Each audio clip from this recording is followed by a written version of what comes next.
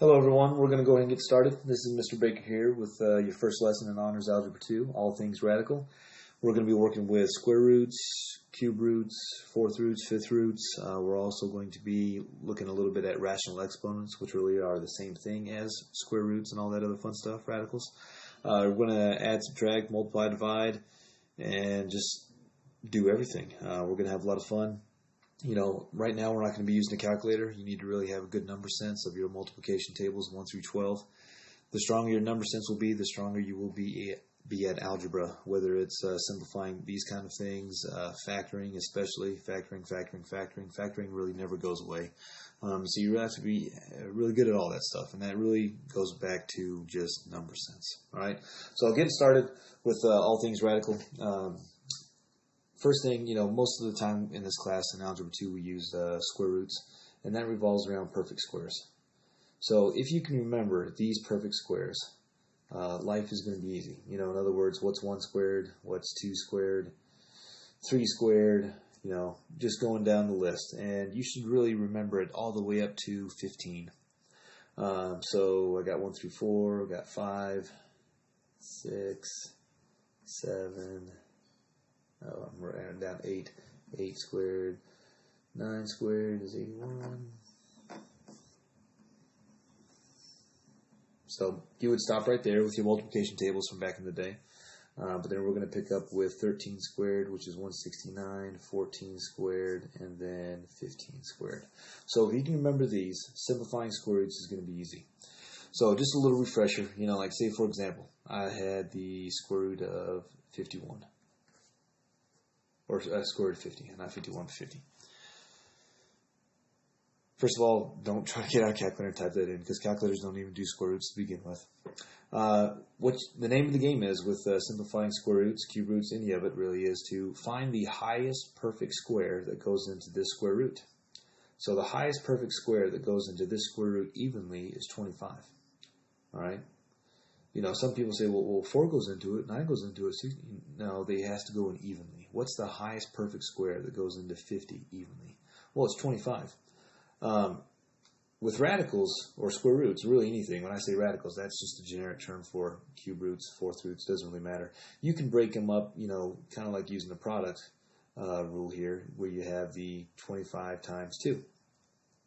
As long as both of them have a radical, you can multiply the insides together, and you'll be right back here with the square root of 50.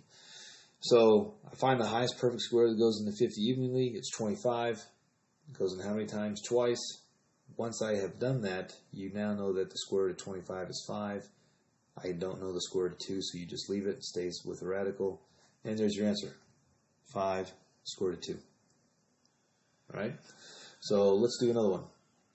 You have, say, example number 2, and we got the square root of 48.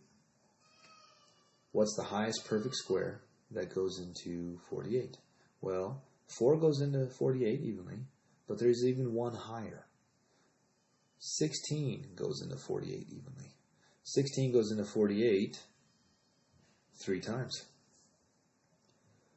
Once you find the highest perfect square, you're ready to simplify and have your answer. Square root of 16 is 4, and then you get 4 radical 3. Some of you that don't figure that out right at the beginning, let's say you broke 48 into 4 and 12. Okay, so you get to here and you're like, oh, Mr. Baker, I got my answer. It's 2 radical 12. Well, that's not the same answer as 4 radical 3, which is the answer. You got to understand, radical 12 also has another perfect square that goes into it. 4 goes into 12 again. How many times does it go in? 3 times. So now you're into, well, what the square root of 4 is 2. 2 times 2 is 4. You get 4 radical 3. Now you're finally back to the same answer that you got from before. If you don't pick out the highest perfect square to begin with, you're going to be simplifying a lot, and you're going to be wasting time. So find out the highest one, and then you only have to do it once. All right? There are some things out there, that... they call them factor trees. This is the one and only time you will ever see me do this, because no college professor will ever do this in class. And quite frankly, I don't think it's very good for your algebraic skills when people start to do stuff like this, and you're like, oh yeah, I got this. Yeah. And they just keep on breaking these down by twos. It doesn't always work.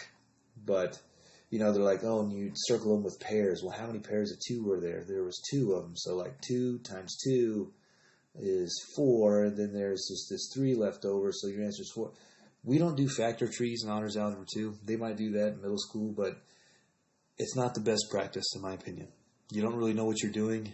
You don't really understand that simplifying a square root is all about perfect squares. So please train yourself out of that if that's what you do, because it's not really good, in my opinion. So getting started with the next one. You got some square roots. Let's just real fast talk about some cube roots, for example. First of all, what makes these square roots is that it's understood that when nothing's written out there, there's a little 2. Okay, if there's a little 2 out there, you know it's a square root. But again, if it's not written, it's considered to be a square root. Well, let's talk about some cube roots real fast. So cube roots probably revolve around perfect cubes. All right, well, perfect cubes. And we're not going to go too high because, again, I know you don't have a calculator. But let's just say, all right, 1 cubed is 1. 2 cubed is 8. In other words, 2 times 2 times 2, that is 8. 3 times 3 times 3 is 27. 4 times 4 is 16. Times 4 again, you're looking at 64. 5 cubed is 125. And 6 cubed is 216. That's about as high as I go when it comes to perfect cubes. Usually, if you can just memorize those 6, you're good to go. So let's do a perfect cube example. It's the exact same thought process. So if I'm looking down here at example 3, and I have, say, the cube root of 16. We'll go easier here. Cube root of 16. Name of the game is the exact same as it was up here for perfect squares. What's the highest perfect cube that goes into 16? Well, 8 goes into 16 2 times. Well, we know the cube root of 8 is 2. In other words, cube roots are saying, like, what number 3 times would equal 8? 2 times 2 times 2 is 8. So the cube root of 8 is 2. My final answer would be 2 cube root of 2. Got it. One more just for fun. Example number 4 right here. What if I had...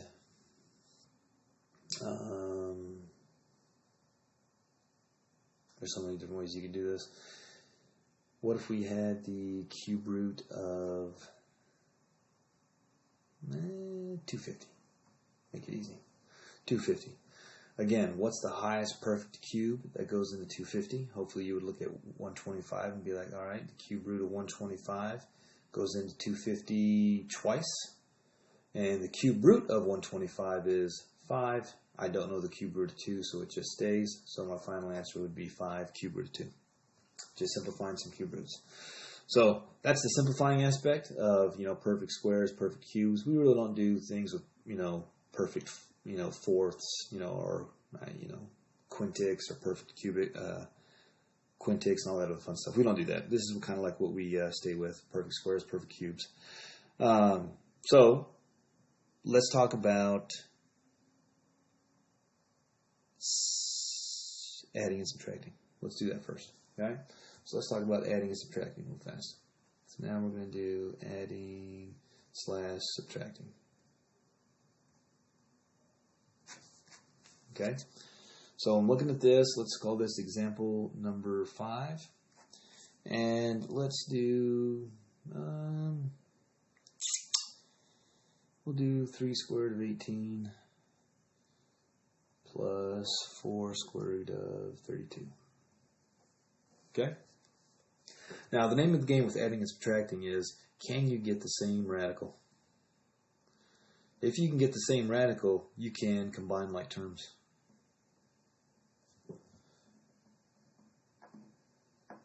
Alright?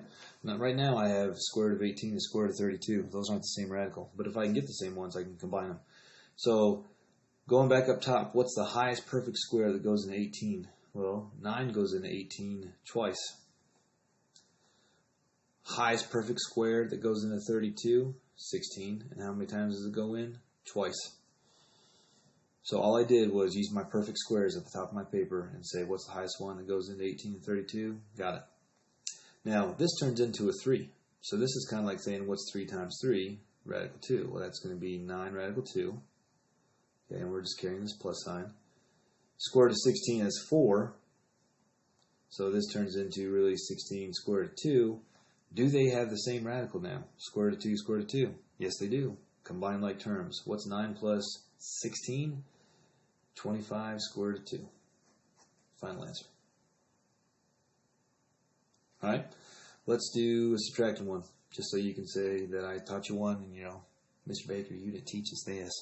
Well, here you go. You got 5 square root of 8 minus 3 square root of 50. Again, can you get the same radical? Right now it's square root of 8, square root of 50. So let's try simplifying these. What's the highest perfect square that goes into 8? It's 4, and it goes in twice. The highest perfect square that goes into 50, we did that up top, that is 25 and 2. So this really turns into, square root of 4 is 2. Square root of 25 is 5. And so once you multiply those numbers out in front together, you get 10 radical 2 minus 15 radical 2. Uh-oh, they have the same radical now. So now it's just 10 minus 15, which is a negative 5 radical 2. Get the same radical, you can combine like terms. Alright, so there's an example of adding and subtracting. Let's look at multiplying and dividing. Alright, multiplying and dividing.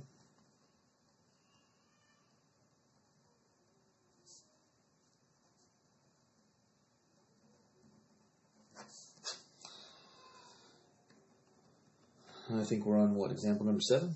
That'll work.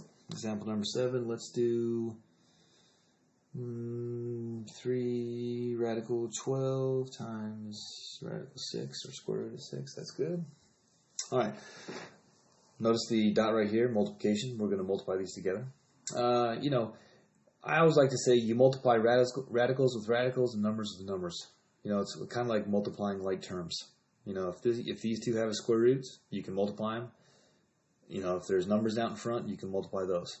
All right, so multiply, divide like terms. That's how I like to look at it. So you have an option here. You can do 12 times 6 and say 72. You're like, Mr. Baker, I know that at 72. You could do that. You could do 3 square root of 72 now because you multiply them into one radical. You're like, okay, what's the highest perfect square that goes into 72? Well, 36 goes into 72 twice. And once you turn that into 6, you're going to get 18 radical 2 as your final answer. You have options here. We didn't simplify really until the end. Could you simplify at the beginning and maybe make your life a little bit easier? In other words, what happens if I simplify the square root of 12 real fast? I can't do 6, but I can simplify 12. What's the highest perfect square that goes into 12? 4. All right.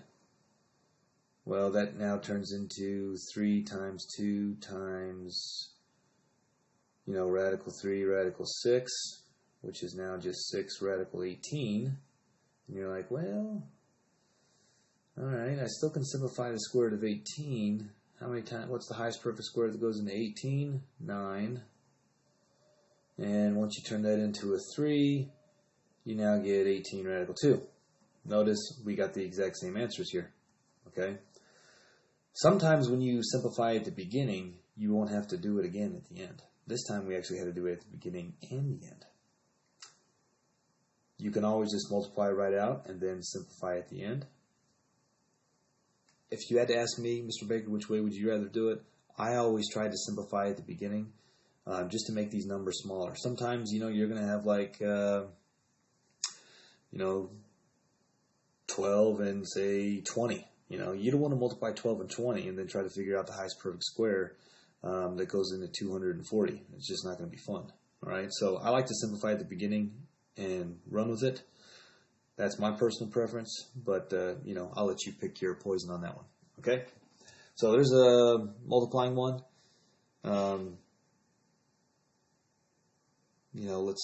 We can do another one. What's another multiplication one I think would be beneficial? Let's go ahead and multiply a binomial times a binomial. In other words, 2 terms times 2 terms. We get to use that old classic Acronym out there, FOIL. First, outside, inside, last. So we're multiplying some radicals in here using FOIL, binomial times a binomial. So how do we do that again? 5 times 3 is 15. You do the first ones in the parentheses. You do the outside ones for the O. So 5 times radical 3. You can't multiply the numbers together because this one's a square root and this one's not. But you can just multiply, 5 times radical 3 is just 5 radical 3. You just kind of push them together. All right? When you multiply the inside ones, these are the inside ones. Notice I have a number here and a number here. I can multiply numbers with numbers and radicals with radicals. So numbers with numbers, you get 4 times 3, which is 12. Radical 3 times nothing is just, like a radical 1 out here, that's going to be radical 3. And then when you do the last ones, you're going to have, radicals with radicals. Radical 3 times radical 3 is just 3. You can say, well, Mr. Baker, 3 times 3 is 9. I know. What is the square root of 9? It's 3. Mental shortcut right here. The square root, when you have two square roots of the same, they just cancel out. Okay? Like if I said, what's the square root of u times the square root of u? It's u. What's the square root of Mr. Baker times the square root of Mr. Baker? It's Mr. Baker. When you have the same radical, they just cancel out. So these two radicals just turn into 3. 3 times 4 is 12. Once I've done that, I can combine like terms. 12 and 15 makes 27.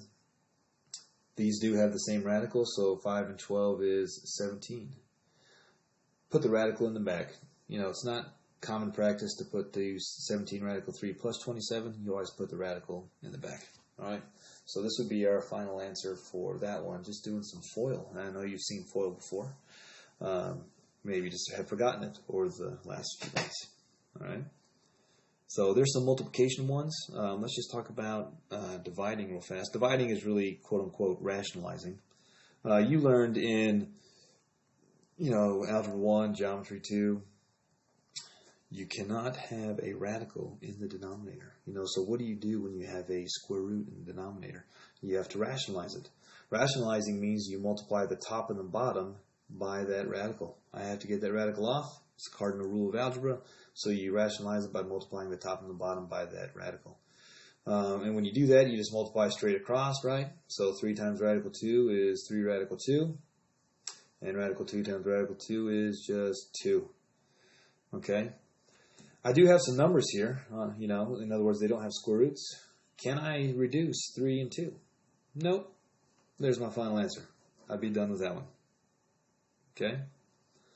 Let's do another one of those. We'll call this example 10. What happens if we had 1 over 2 squared root of 3?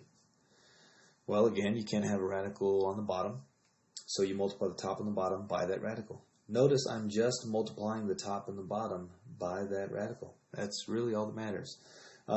You could put the 2 out here, but you're just making life harder on yourself. How do you get a radical off the bottom? You multiply the top and the bottom by that radical. That's it. So when you multiply across, you get 1 times radical 3, which is radical 3. Multiplying here, radical 3 times radical 3 is just 3. So these cancel out and become 3. 3 times 2 is 6. I cannot reduce this because 1 has a square root and 1 is just a number. So there's my answer. Okay, you'd be done right there. All right. Good. Let's look at one of Mr. Baker's favorites. Example number 11 right here. What happens if I had a fraction underneath a radical? Okay. Just like I've been taking radicals, up top, for example, and breaking up into 2 with multiplication, you can take radicals in fraction form and break them up into 2 as well. Like I can have this as the square root of 12 over the square root of 108. This is the wrong way of doing this at the beginning, just because I want to show you something. You can break this up into 2 radicals right here, and you're like, oh, okay, Mr. Baker, I know how to get a radical off the denominator. I multiply the top and the bottom by that radical, and we go from there. And instantly you start to be like, well, you're going to be coming over here doing 108 times 12, and you're trying to do it the old school way, and you're like, oh, golly, this is not going to be fun here at all. You know, and then you're trying to put this big number in here and break it down. Don't do that. I know you don't have a calculator in front of you. So if you're getting big numbers like this, something is wrong. Okay? I give you a problem like this to begin with because I want you to pay attention to one thing. The very first thing you all were ever taught with fractions, you have to simplify your fractions. That was the very first thing. Like when you start talking about fractions, it was simplifying. Like your teacher would put up 2/4 on the board and they'd be like, all right, let's simplify this. Well, it simplifies to 1/2. You have to simplify fractions. Both of these have a square root over them. So let's simplify them. Okay? Let's simplify them. Does 12 and 108 reduce? Yes, Mr. Baker, it does. It reduces to 1/9. Okay? Now, can I take a fraction and break it up into 2? Most definitely. As soon as I do that, my life has gotten so much easier. I don't need to multiply the top and the bottom by 9 anymore because these actually work out right now. What is the square root of 1? It's 1. What's the square root of 9? 3. Your answer is 1/3. This ugly looking thing just turns into 1/3. Things usually work out if you remember the basic algebra rules that your algebra teachers taught you a long time ago. When you have a fraction, I'm telling you right now, Mr. Baker loves fractions with radicals. Simplify your fractions first, and then it's going to make life a whole lot easier. Okay, I want you to remember that. All right, and let's move on to the next part. We got 2 more little sections of this kind of stuff, and then we'll be going. Then we'll be done for today. All right. Let's talk about rationalizing a little bit more. We've been rationalizing over here, with examples 9 through 11 so far, but rationalizing with conjugates, I should say, with conjugates. That's the math term. Okay? So example number 12 right here. What happens when you have a binomial on the bottom? Okay, what happens when you have a binomial on the bottom? Notice that this is a little different than our notes from prior. Okay, like if I was looking at example 10, that's not a binomial. That's a monomial. That's just one term. And I know it's one term because there's no adding or subtracting in the middle. So if you just have one term, just multiply the top and the bottom by that radical and you'd be done. Well, I just can't multiply the top and the bottom by the square root of 5. It doesn't work that way because there is a binomial here. So, what are conjugates? What does it mean to be rationalizing with conjugates? Well, if you just had an expression called a plus b, and we'll kind of throw in this I right here. It means really nothing today. It'll mean more tomorrow when we talk about complex numbers and things like that. But a conjugate is really just the phrase that you see right here, a plus bi, and the conjugate would be a minus bi. It's the exact same expression. Okay, that's what a conjugate is. It's the same expression. You just change the sign in the middle.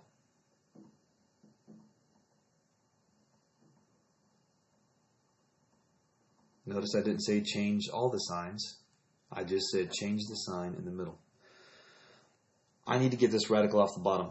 So we need to multiply the top and the bottom by the conjugate. Okay? How do you know when to use conjugates? When there's a binomial here. So I'm going to multiply the top and the bottom by the exact same expression. But what's the only thing that I change? The sign in the middle. This becomes a plus. We are ready to go. So, we got a binomial here. We got a number out here. That old fancy word that starts with a D. We're going to start distributing. You're going to get 12. 4 times 3 is 12. 4 times radical 5 is just 4 radical 5. We have a binomial times a binomial. Well, we already did an example like this earlier. When you have a binomial times a binomial, you better start doing FOIL. All right, so first, outside, 3 times radical 5 is just 3 radical 5. When you do the inside, 3 times a negative radical 5 is a negative 3 radical 5. And when you do the last ones, radical 5 times radical 5 is just 5. Remember that. When you have the same square roots, they just cancel out. But a negative times a positive is a negative. So notice what happened here when I just did a little distributing on top and some FOIL. These terms right here cancel out. Notice there's no more radicals in the denominator anymore. I have 12 plus 4 radical 5 here. And then I have 9 minus 5, which is just 4. There's no more radicals in the bottom. If you multiply by the conjugate and there are still radicals in the denominator, you messed up somewhere with your algebra. Okay, the radicals will always cancel out when you multiply by the correct conjugate. All right, you get to this step right here. We need to simplify this. It's all or nothing. In other words, can both of these expressions on top be divided by the denominator, which is 4? Exactly. So, can 12 be divided by 4? Yes. It's 3. Can 4 be divided by 4? Yes. It's 1. My final answer is 3 plus radical 5. When I say all or nothing, if this was like 12 and this was 5 radical 5 over 4, all or nothing. Can both of these numbers right here be divided by 4? The answer is no. So you would just leave this as your answer. But if it's all or nothing, if both of them can be divided by 4, or whatever number that is, go ahead and simplify. Okay? Excellent. Let's do one more of those. Just because, honestly, folks, when it comes quiz or test time, these are the most missed questions right here. It's really because people don't remember to multiply by the conjugate. So let's do one more. What happens if we had negative 2 minus radical 2 over 4 plus radical 2? All right, I have a binomial on the bottom again, so I have to multiply by the conjugate, which is the same expression. You just change the sign in the middle. So I need to multiply by the exact same expression. I'm just changing the sign in the middle, so this is now minus. So it looks like we have a binomial times a binomial and the top and the bottom, so we have to do FOIL twice. All right, so let's do that here. Negative 2 times 4 is negative 8. Negative 2 times a negative radical 2 is going to be a positive 2 radical 2. Okay. Do the inside ones. You're going to get 4 times a negative radical 2 is a negative 4 radical 2.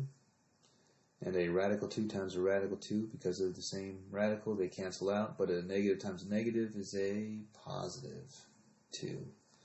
So there's the top.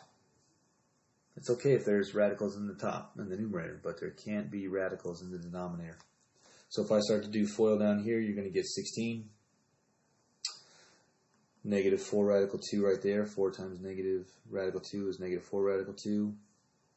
4 times positive radical 2 is a positive 4 radical 2. And then radical 2 times radical 2 is going to be just 2. They cancel out. But the positive times the negative is a negative. So notice these expressions cancel. There's no more square roots in the bottom. That's good. Combining like terms up top, I have negative 8 plus 2 is negative 6. These have the same radical, so I can combine them. 2 minus 4 is a negative 2 radical 2. Right? And these went away, so 16 minus 2 is 14. It's all or nothing. Can these two numbers, can all of these be reduced by the exact same expression? Yes, they can. What can we divide all of these by? 2. So that goes to 3. That goes to 1, because I'm dividing these all by 2. This would go to 7. So my final answer, negative 3 minus radical 2 all over 7. Okay? Multiplying by conjugates, folks, when you get radicals off the bottom, for all of you in here that, again, like I said, hopefully you're in this class because you have aspirations of higher order mathematics. You do a lot of this stuff when it comes to, when you start to learn about limits and the, definition of limits and the, basically derivatives. You use this a lot, algebra a lot when it comes to that. And that's kind of like pre-cal and the calculus right there. Okay, so you do this a lot. All right, the last thing I want to mention is just real quick, there are rational exponents. Now, with doing all this stuff, you should be familiar. You already know rational exponents. It's just written in a different way. So what do I mean by rational exponents? Okay, if you had, I'll write this up on the board. This is kind of what they would teach you in Algebra 1. It would look like this. So this is root form, And this is the rational exponent form. So what does this mean right here? Well, the best example I give to you is, let's say I had 2 to the 1/2. Okay? Oh, it's not 2, that's an n, sorry. That's an n right there. What happens if I had 2 to the 1/2? Notice what n is. N is 2. So that means that what happens on this side, okay, what happens on this side, 2 to the 1/2 is the same thing as, well, if a is 2, that means that a is 2. And if that number is 2, that means that the root is 2. Okay? 2 to the 1/2 is the same thing as the square root of 2.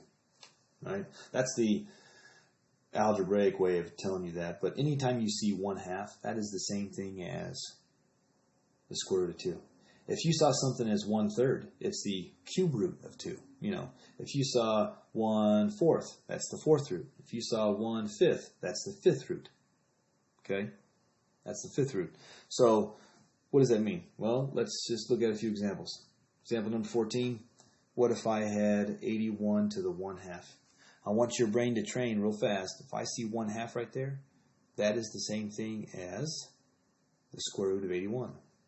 So if you need to write that down for your brain, write it down. But what is the square root of 81? Oh, that's 9. There's my answer. All right. What happens if you saw, and we'll just kind of put all these together. What happens if you saw 27 to the 1/3? Your brain should say, well, 1/3 is the cube root. Okay, so if you need to write it like this, you can. That's the same thing as the cube root, because notice whatever is in the denominator, that becomes your root.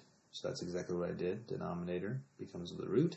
It's cube root of 27. What is the cube root of 27? It's 3.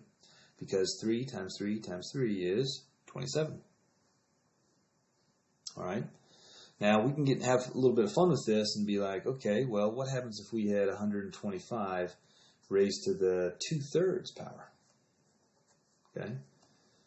Well, now we've kind of crossed over into things that you just got to be aware of. When it's 1, that's one thing. You know, if the numerator on top is 1, that's cool. I mean, you know, life is good. But now we kind of get into that, you know, power over root kind of thing. And anytime you have a rational exponent, which we have right here, it's a fraction as an exponent, you have power over root. You always need to do the root first. Every time. Okay? Root goes first. So, when you see this, 125 to the 2/3, you think to yourself, okay, well, first of all, Mr. Baker told me to do the root first. Okay, well, what is the cube root of 125? Well, 5 times 5 times 5 is 125, so it's 5. What we still have left over here is that power of 2 on top. So once you do the root first, cube root of 125 is 5, you still have that power of 2 left over, so your final answer would be 25. Do the root first, followed by the power. Let's do another one, so you can kind of see what we're doing here, playing with these numbers. 32 to the 3/5. Power over root. You always do the root first. So what is the 5th root of 32? Well, let's think about that for just 1 second. You know, what number times what number times what number times what number times what number is 32? It's 2. Okay, 2 times 2 times 2 times 2 times 2 is 32. So what's the 5th root of 32? 2. I still have this power left over, so I got to do the power last. What is 2 cubed? It's 8. Another way to think about this is that, you know, when you just broke down 32, you know, to the 5th root, well, notice how many numbers are here. There's 5 of them. What's 3/5 of those? It's 8. 2 times 2 times 2 is 8. You know, these kind of play with each other so much, it's kind of fun to look at. All right? So when you have a power and a root, you always do the root first. Okay? Always do the root first. You know, just real quick, I got one more thing to show you because we'll have a little bit more fun with this as we're going along here. Let's look at, we'll have a little bit of fun with this again. What happens if I had 16 to the 2/3 power? All right. We have power over root right here, so we got to take care of that. Well, let's do the root first. What is the cube root of 16? Well, what's the highest perfect cube that goes into 16? Isn't 8 a perfect cube? And that's the highest one that goes into 16 evenly? So what was our final answer here? Cube root of 8 is 2. So I have 2 cube root of 2. Okay, so the cube root of 16 simplifies to 2 cube root of 2. But what have we not done yet? We haven't done this power. All right, so let's do this power. What is 2 cube root of 2 to the second power? Now we're having some algebra fun here. What did your Algebra 1 teacher tell you to do back in the day with that power? You should probably write this down twice and multiply. All right, so our final answer, we kind of did the cube root of 16 first. Now we're squaring it. What is 2 cube root of 2 times 2 cube root of 2? Well, we're multiplying, so we're combining like terms, essentially, with multiplication. I have numbers on the outside, so I multiply them. What's 2 times 2? It's 4. Both of these have the same cube root, like the same radical, so I multiply these together. What is the cube root of 2 times the cube root of 2? It's the cube root of 4. Now, you might be saying in your brain, Mr. Baker, you just said that when you have the same radical, they cancel out. Well, those were square roots. Now these are cube roots. You know how many cube roots it takes to cancel out? 3. It only takes 2 of the same square roots to cancel out. It takes 3 of the same cube roots to cancel out. So when I multiply cube root of 2 times the cube root of 2, I'm only going to get the cube root of 4. But if I did have the cube root of 2 times the cube root of 2 times the cube root of 2, well, I have 3 of them. And once you have the same cube roots all being multiplied, that's when you just get 2, because you had 3 of them. If you only have 2 of them, you got to keep the cube root there. So there would be our final answer there. Last one we'll do, we'll just call this example 15. We'll wrap it up for today. Y'all are doing great. All things radical. I'm just trying to give you a bunch of examples so you'll be, well versed in all this stuff. If I had the square root of 2 raised to the 5th power, don't try to do this in your head. Go ahead and write this down 5 times and then do your business. Okay, because that's really what it means. Your Algebra 1 teacher would want you to write that down 5 times, just like I want you to do in Algebra 2. So write that down 5 times. So when you do this, because it's square roots, it only takes 2 to cancel out. So what's the square root of 2 times the square root of 2? 2. What's this square root of 2 times that square root of 2? 2. I just have 1 left over, so it's going to stay in the radical. So my final answer right here is 4 radical 2. Anytime you see power like this, folks, just write it out as many times you need to, and just start breaking it down as you're working down. Okay? So that is all things radical. That is a big lesson right there. Some of this stuff you've seen before, some of you have not, but we have covered it all. Adding, subtracting, multiplying, dividing, square roots, cube roots, and we've even done rational exponents. All right? Hope you all have enjoyed it. Let's get to work, and I'll see you in class with some questions. Thank you very much.